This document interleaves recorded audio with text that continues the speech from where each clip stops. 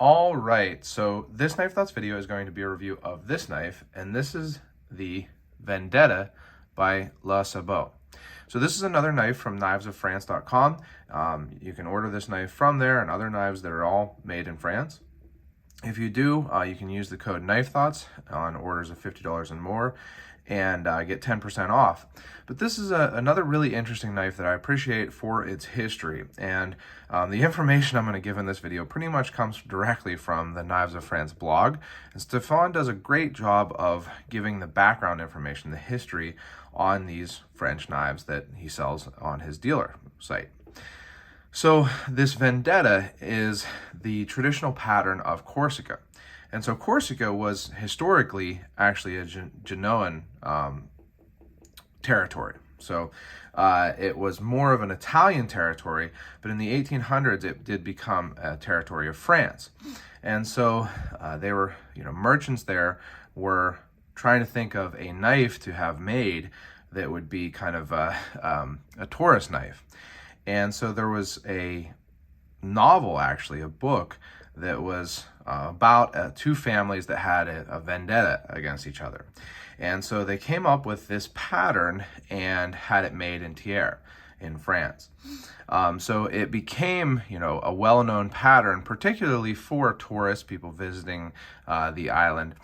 And so it really kind of caught steam in that way, and has this really unique look to it. It has a very emphasized bolster. It has this hard guard within the bolster, and then a long spear point blade. And so this pattern is actually based on the traditional Corsican, and before it was Corsican, Genoan stylet. So the stylet is a kind of a dagger, a fixed blade that has this very long, thin spear point type blade, and then it has a hard cornered guard on the handle. And it's similar to a lot of other traditional European dagger style knives, but it has its own styling, and it is the traditional knife of Corsica. So they based this folding knife pattern on that traditional fixed blade, and that in itself is, I think, really cool because, I appreciate folding knives that are based on traditional fixed blade patterns. That's why I like the Ethnic series from Spyderco. But I think it's a really, really interesting pattern because it's not like anything else that you see, in American slip joint patterns. So interestingly, I think the closest thing is a Barlow, because this really, really elongated bolster that mimics the fixed blade, is one of the hallmarks of the Barlow, as having an elongated bolster. But the Vendetta takes the elongated bolster of the Barlow and cranks it up to 11.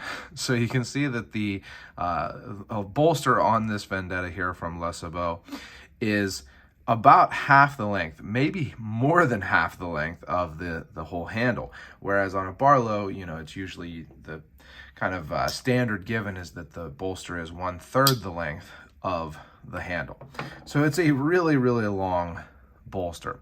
And so traditionally, from what Stefan's blog says, these were in ivory or horn, something like that, and had, some scrimshaw or scroll on the handle. Now this one is in blonde horn, and I really think that this horn is beautiful. I've mentioned before in my videos about these knives from Knives of France that you can't really get American-made slip joints with whole horn handles. There's just not something that a lot of companies, or any companies that I'm aware of, are doing anymore. So I really appreciate being able to get that because it's such a cool look. You can see the beautiful grain in this blonde horn. You can see kind of sweeping kind of cream colors and then a little bit more amber colors. I really, really like this horn on this Vendetta.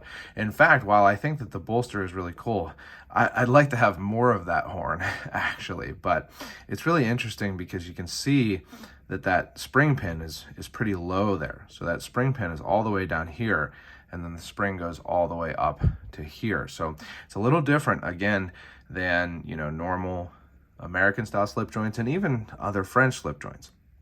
But the spear point blade is really kind of an interesting spear point here. It's almost more towards a drop point or a modified Wharncliffe. It certainly has belly. It's not a straight edge like a Wharncliffe, but the spine curves down towards the edge, down towards the tip a little bit more than a typical spear point. So I'll show you another very thin pointy spear point here in the Jack Wolf knives. Which one is this? Vampire Jack. The Vampire Jack.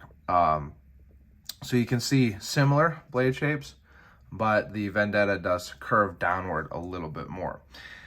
Now, as for the construction of this knife, as with the other knives I have from Le Sabot, it is not perfect. There are kind of throughout, there are machining imperfections. You can see that the bolster doesn't line up with the liner there very well.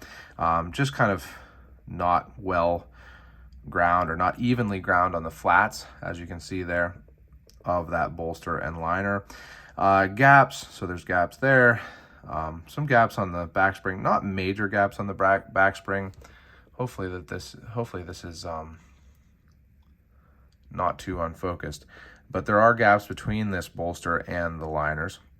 Now this does have some file work on the back spring. I'm not big on file work, to be completely honest, but some people really like it. And then now I've been told over and over in my videos on French knives that because they don't have a kick in the way that American or English knives have, so you can see the kick here on this, that helps stop the edge from hitting the back spring when closing the knife. French knives tend to not have that, and so part of the reason for that is because you can just sharpen the knife and continue to use it without having to drop that kick, so as to not have a proud tip. So people tell me over and over again in my videos not to let these knives close, of their own spring strength. And while I understand that that is, the traditional way to do it, even a lot of, old-timey American slip joint enthusiasts say the same thing. Frankly, I'm just not going to do it. These are user knives to me, and I'd rather have a little bit of edge damage on this one here at the tip than have to worry every time about closing it slowly. Will I close it slowly when I can? Sure, but I'm just not going to do it every single time. And, there'll be a little bit of edge damage at the tip there. I can feel it starting basically, basically right there. There's a little bit of edge damage, but it's going to be a usable knife. You can cut with it and everything. So, I'm just not going to remember to close it softly every time. But like I say, not perfectly made for sure, but like I've talked about in my other videos on these French knives, I just think that they have an authentic feel. They feel handmade, they feel traditional, they feel historical, they feel like they have real authentic historicity to them, and so I really appreciate that. I like these knives. They're not super expensive, I don't even remember how much this one was. I've had it for a while actually, but I'm sure it was under $100. I'll put a link in the description to it if you want to grab one for yourself. But I think it's a really cool knife. It's so unique. You can get this grip here, have your hand have that nice guard. You can certainly choke up, and it feels good in the hand. I've used this a good bit. It does seem to be ground, pretty thinly. The grind isn't super even, so I don't know if you can see that there, but it's ground more on this side than on this side. But it's ground relatively thinly. It does slice pretty well. So I've used it for some food prep, cutting tomatoes for salads and stuff like that, and it works pretty well. So I think it's a cool knife. I love the history of it. It's interesting to think, how all of these parts of history come together, right? So, Corsica being, territory of Genoa, and so having that stylet as its traditional fixed blade, and then, that novel being written that has the idea of a vendetta between families, but then Corsica becoming a territory of France, and so, having the connection to Thiers and the knife makers at Thiers, and being a place where people go for vacation as tourists, even, in, I believe it was 1840 that this pattern was created. If I'm wrong on that, I will definitely put it in the description. But so, even then, people going there for vacation, and all of that came together to make this really interesting and very unique pattern.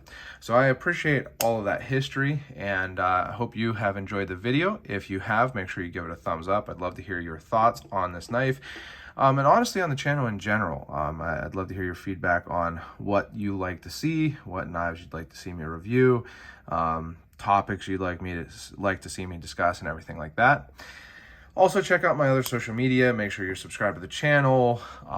Check out my website, knifethoughts.com, where I post articles on knives like this and knife-related topics. And last but not least, as always, don't forget to go out and do good.